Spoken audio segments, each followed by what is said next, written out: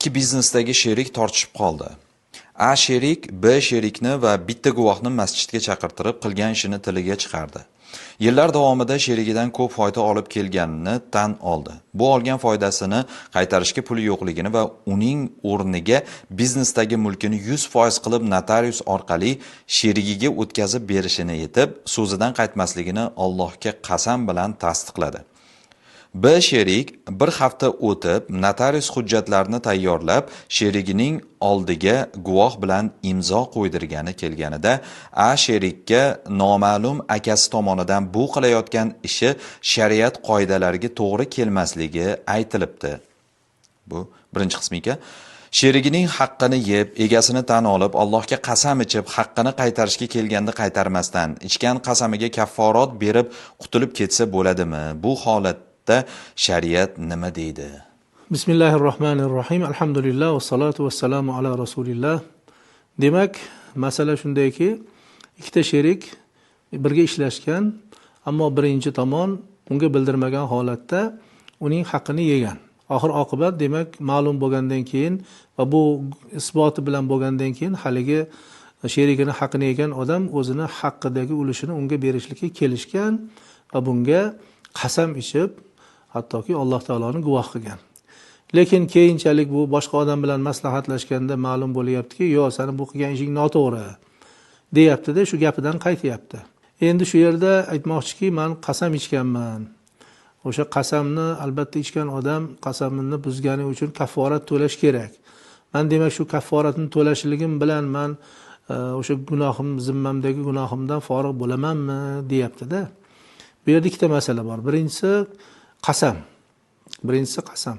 Demak, bu qasam ichdimi, endi uni qasamni bajarishi kerak. Bajarmaydigan bo'lsa, demak o'sha qasamini buzganligi uchun kafforat beradi. Bu birinchisi. Ikkinchisi, endi kafforatni berdim, qasamimni buzdim deb shu bilan ish tugamaydi, balki haligi egasi, haqdor kishini haqqini berishligi bo'ynida qolaveradi. U agar haqiqatan shariatga muvofiq buni haqqiga xiyonat qilgan bo'lsa, buni haqqini yegan bo'lsa, haligi boshqa odamni maslahatida bu shariatga to'g'ri kelmaydi degan narsani surishtirsin, aniqlashtirsinda, agar buni haqqi haqiqatan ham bunga o'tib ketgan bo'lsa, uni berishligi shart bo'ladi. Bermasa, boyagi kafforatni o'zi bilan birovni haqqini yeganlik gunohi buni bo'ynidan soqit bo'lmaydi. Allohu a'lam bissavob. Yarim avtomat kir yuvish mashinasida yuvilgan kiyimlarning hukmi qanday? Masalan, birorta kiyimda najosat bo'lsa, shu najosat boshqa kiyimlarni va kir mashinadagi suvni ham nopok qilmaydimi, deb savol yo'llabdilar. Bismillahirrohmanirrohim. Darhaqiqat, o'sha yarim avtomat kir yuvish mashinalarida modomiki najosat kiyim, pokiza kiyimlar bilan qo'shib yuviladigan bo'lsa, u yerdagi suv yangilanib turmaganligi uchun o'sha mo'un varada ala najisun ka aksihi degan fiqhiy qoida bor. Ya'ni bir suv najosatni tepasiga tushsa, u suv najosat hisoblanadi, aksi kabi. Ya'ni o'sha suvga najosat tushsa, suvni nopok qilgani kabi degan qoida bor. Shunga ko'ra o'sha idishdagi barcha narsa nopok hisoblanadi, chunki idishning hajmi kichkina bo'lganligi uchun. Albatta endi bunda nima qilinadi? Yuvib bo'lgandan keyin uni shariatimizda o'sha yuvib siqish imkoni bor narsalarni 3 marta yuvib, 3 marta siqishlik bilan, ya'ni 3 marta chayqab, 3 marta yaxshilab siqishlik bilan pok bo'lgan hukmi beriladi. Shuning uchun o'sha pul avtomat deymiz, yarim avtomat kir yuvish mashinalarida kirdi yuvilgandan keyin tashqariga olib yaxshilab o'sha 3 marta yuvib, chayqab, 3 marta siqilsa, ya'ni pok bo'ladi. Shu jihatiga e'tibor berish lozim bo'ladi. Allohu a'lam. Biz Makkada yashaymiz.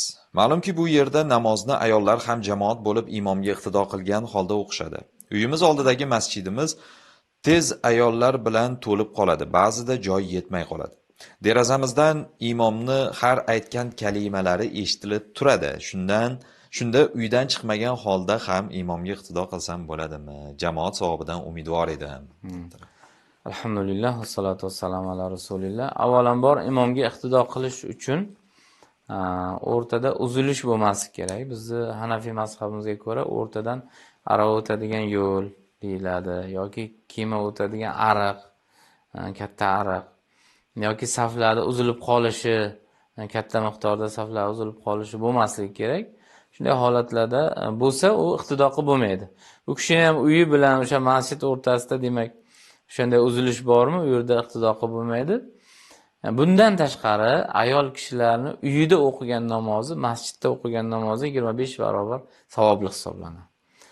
Erkaklarda masjidda o'qish 25-27 barobar savobli bo'lsa, ayollar uyida o'qish, hatto hadis shariflarda ayol hovlisida o'qigandan ko'ra uyida o'qigani afzal, uyida o'qigandan ko'ra o'zini xos xonasida o'qigani afzalligi haqida hadis shariflarda zikr qilingan. Shuning uchun bu singlimiz uylarida ado qilishi eng afzali hisoblanadi.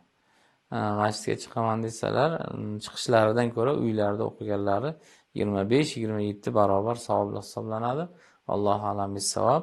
Biz bilamizki, ota-onaning farzandining haqqiga qilgan duosi ijobat deb aytilgan. Bunda ota-onaning benamozligi, ora-sira spirtli ichimlik ichib turishi, boqishdan qo'rqib homila oldirganligi va hozirda insonlar orasida ko'p uchraydigan gunohlari ham borligini sababidan duosi ijobat bo'lishiga, ya'ni duosi ijobat bo'lishiga aloqasi bormi yoki yo'qmi debdilar. Bismillah, alhamdulillah, vassalatu vassalamu ala sayyidina rasulillah.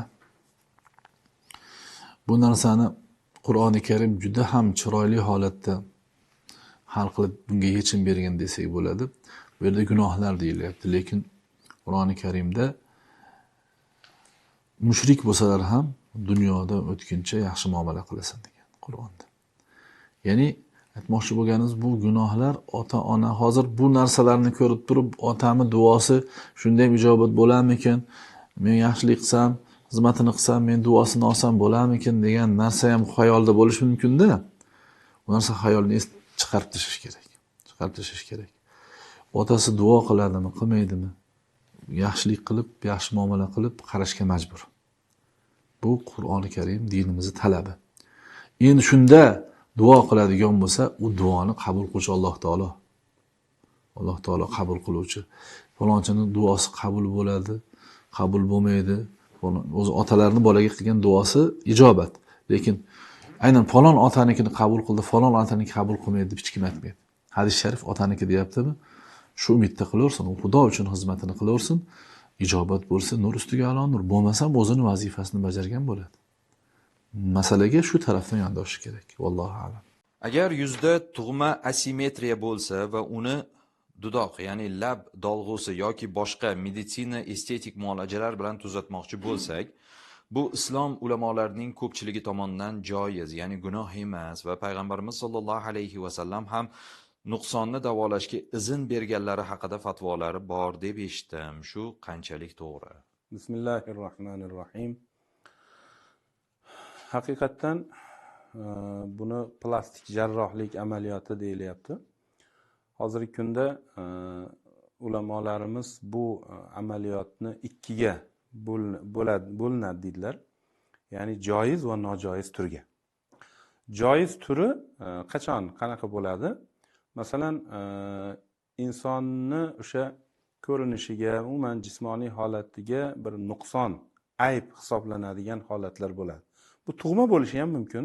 Masalan, ortiqcha barmoq yoki masalan barmog'i yopishib qolgan bo'lishi mumkin va hokazo. Yoki hayot davomida orttirilgan bir nuqson bo'lishi ham mumkin. Masalan, avtohalokat natijasida yoki bir yong'in natijasida. Mana shu holatlarda orttirilgan nuqsonlarni plastik o'sha operatsiya orqali to'g'irlashga ulamolarimiz ruxsat bergan. Albatta bu hadis shariflar, oyat karimalarni dalili bilan Alloh subhanahu va taolo masalan Tin surasida aytadiki, astag'firullah, laqad xalaqnal insana fi ahsani taqvim. Batahqiq biz insonni shunaqa bir chiroyli, xushbichim qilib yaratganmiz deydi. Ana shu va shunga o'xshagan oyat karimalar, dalillar asosida demak plastik operatsiyani mana shu turiga ruxsat berilgan. Xo'p, endi ikkinchi turi, nojoiz turi bor. Bu qanaqa bo'ladi? Bu